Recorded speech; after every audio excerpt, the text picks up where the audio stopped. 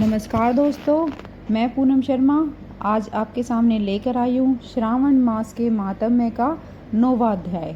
तो चलिए शुरू करते हैं। श्रावण माह माहात्म्य 9वां अध्याय। शुक्रवार जीवंतिका व्रत की कथा है इसमें। तो चलिए मैं आपको सुनाती हूँ। ईश्वर बोले, हे सनत कुमार, इसके बाद अब मैं शुक्रवार व्रत का व्याख्यान करता हूँ, जिसे सुनकर मनुष्य संपूर्ण आपदा से मुक्त हो जाता है। लोग इससे संबंधित एक प्राचीन इतिहास का वर्णन करते हैं। पांड्य वंश में उत्पन्न एक सुशील नामक राजा था। अत्यधिक प्रयत्न करने पर भी उसे पुत्र की प्राप्ति नहीं हुई। उसकी सर्वगुण संपन्न सुकेशी नाम की भार्या थी। जब उसे संतान प्राप्ति नहीं हुई तो वह बड़ी चिंता में पड़ गई। वह स्त्री स्वभाव के कारण अति साहस युक्त मन वाली थी। उसे मासिक धर्म के समय प्रत्येक महीने में वस्त्र के टुकड़ों को अपने उदर पर बांध कर उदर को बड़ा बना लिया और अपनी प्रसूति का अनुकरण करने लगी। किसी अन्य गर्भिणी स्त्री को ढूंढने लगी। भावी देवयोग से उसके पुरोहित की पत्नी गर्भिणी थी। तब कपट करने वाली राजा की पत्नी ने किसी प्रसव कराने वाली को इस कार्य में लगा दिया और उसे एकांत में बहुत सा धन देकर वह रानी चली गई। उसके बाद रानी को गर्भिणी जानकर राजा ने उसका पुंसवन और अनवलोभन संस्कार किया। 8वां महीने होने पर समिंतोनियन संस्कार के समय राजा अत्यंत हर्षित हुए।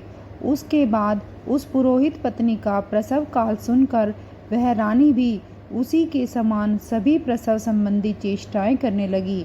पुरोहित की पत्नी चूंकि पहली बार गर्भवती थी, अतः प्रसूति कार्य के प्रति वह अनभिज्ञ थी और केवल प्रसव कराने वाली दाई के ही कहने में स्थित थी। तब उस दाई ने पुरोहित पत्नी के साथ छल करते हुए उसके नेत्रों पर पट्टी बांध दी और प्रसव के समय उसके पैदा हुए पुत्र को किसी के हाथ से रानी के पास पहुंचा दिया। इस बात को कोई भी नहीं जान सका। इसके बाद रानी उस पुत्र को लेकर यह घोषित कर दिया कि मुझे पुत्र रत्न की प्राप्ति हुई है। इन सब के बाद दाई ने पुरोहित की पत्नी की आंखों से पट्टी खोल दी।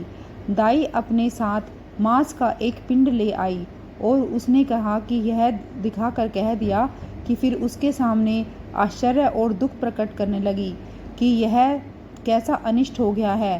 कहने लगी कि अपने पुरोहित पति से इसकी शांति जरूर करवा लेना। कहने लगी कि संतान नहीं हुई है, कोई बात नहीं, तुम जीवित हो, यह अच्छी बात है।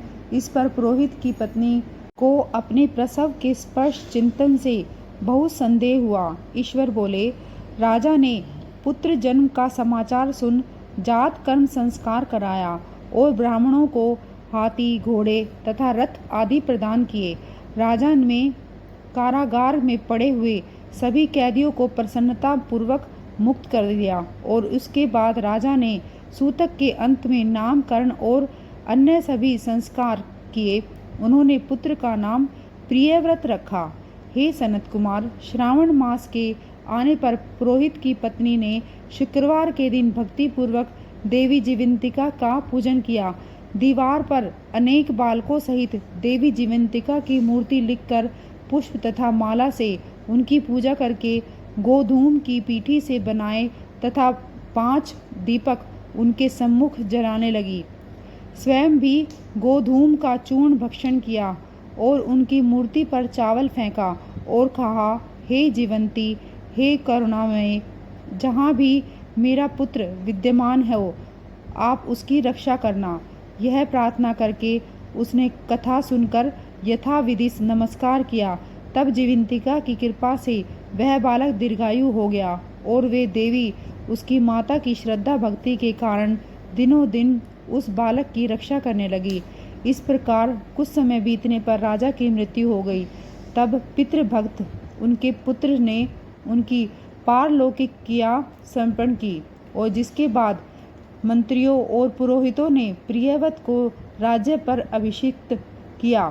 तब कुछ वर्षों तक प्रजा का पालन करके और राज्य भोग कर वह पितरों के ऋण से मुक्ति के लिए गया जाने की तैयारी करने लगा।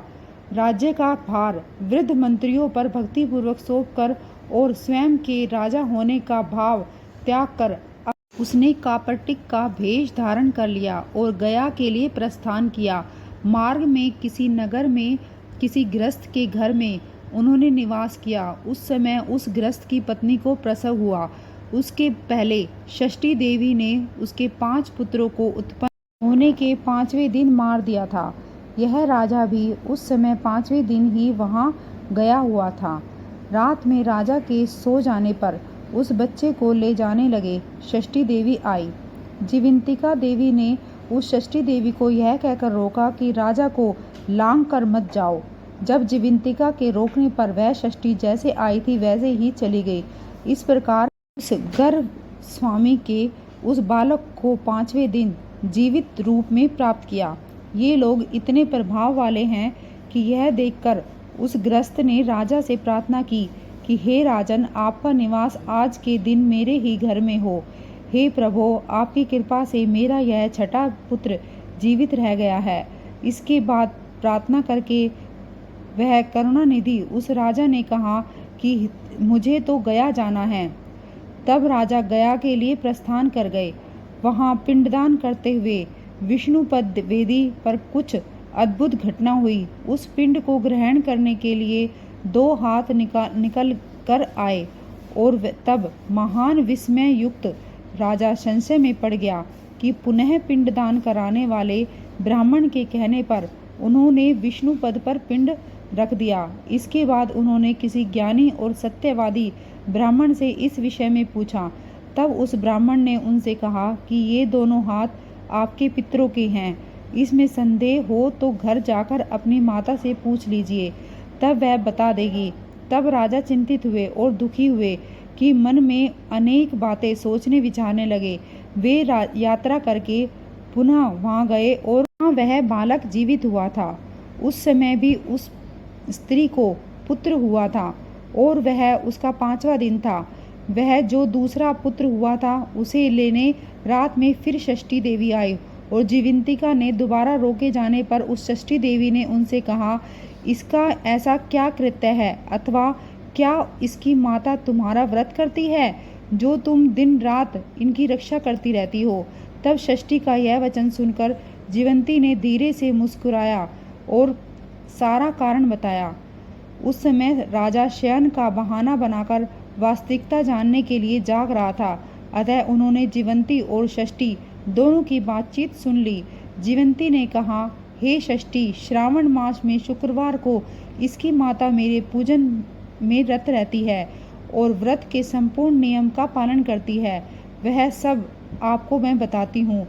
वह हरे रंग का वस्त्र और कुंचंकी नहीं पहनती और हाथ में उस रंग की चूड़ी भी धारण नहीं करती। वह चावल के धोने के जल को भी कभी नहीं लांघती। हरे पत्ते के मंडप के नीचे नहीं जाती। हरे वर्ण का होने के कारण करेले का शाक भी नहीं खाती है। वह सब मेरी प्रसन्नता के लिए करती है। अतः मैं उसके पुत्र को किस तरह से मैं मार दूं और किस तरह से मैं उसको मरने दूं।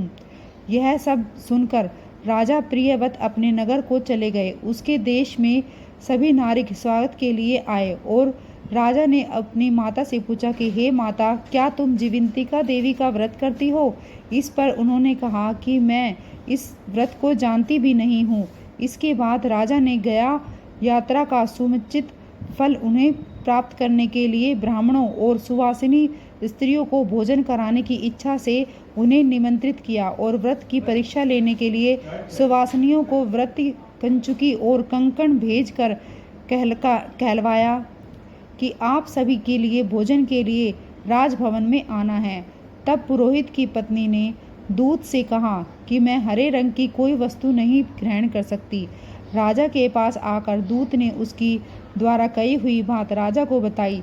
तब राजा ने उसके लिए सभी रक्त वर्ण के शुभ परिधान भेजे। वह सब धारण करके पुरोहित की पत्नी को राजभवन में ले आए। राजभवन में पूर्वी द्वारा चावलों के धोने पर जल पड़ा देखकर वहां हरे रंग का मंडप देखकर वह दूसरे द्वार से गई और तब राजा ने पुरोहित की पत्नी को प्रणाम करके इस नियम का संपूर्ण कारण पूछा। इस पर उन्होंने इसका कारण बताकर शुक्रवार का व्रत बताया। उस प्रियव्रत को देखकर उसके दोनों स्तनों में से दूध निकलने लगा। दोनों वक्ष स्थलों से उस राजा को दूध की धारा से पूर्ण रूप से सिंचित कर दिया और वह गया में विष्णुपदी पर निकले दोनों हाथों जीवंतिका तथा षष्ठी दोनों देवियों से वार्तालाप तथा पुरोहित की पत्नी के स्तनों से दूध निकलने के द्वारा राजा को विश्वास हो गया कि मैं इसी का पुत्र हूँ। इसके बाद पालन पोषण करने वाली माता के पास जाकर विनम्रता से उन्होंने पूछा, हे मात, डरो मत, मेरे जन्म का वृतांत सत्य सत्य बताओ। यह सुनकर सुंदर केशों वाली रानी ने सब कुछ सच सच बता दिया। तब प्रसन्न होकर उन्होंने जन्म देने वाले माता पिता को नमस्कार किया और संपत्ति से वृद्धि को प्राप्त कराया। वे दोनों भी परम आनंदित हुए। एक दिन राजा प्रियव्रत ने रात में देवी जीवंती से प्रार्थना की, हे जीवंती, मेरे पिता तो ये तो हैं, फिर गया में वो दोनों हाथ किसने बाहर निकाले। तब देवी ने सपन में आकर संशय का नाश करने वाला वाक्य कहा कि हे प्रियव्रत, मैंने तुम्हारे विश्वास दिलाने के लिए यह माया की थी, इसमें संदेह नहीं है। हे सनत कुमार, यह सब मैंने आपको बताया है। श्रावण में शुक्र के वार के दिन इस व्रत का अनुष्ठान करने मनुष्य सभी मनोरथों को प्राप्त कर लेता है। इस प्रकार श्री स्कंद पुराण के अंतर्गत ईश्वर सनत कुमार संवाद में श्रावण मास महात्म्य में शुक्रवार जीवंतिका व्रत कथन नामक 9वां अध्याय पूर्ण हुआ। आगे की वीडियो के लिए बने रहिए मेरे चैनल पर। तब तक के लिए हर हर महादेव।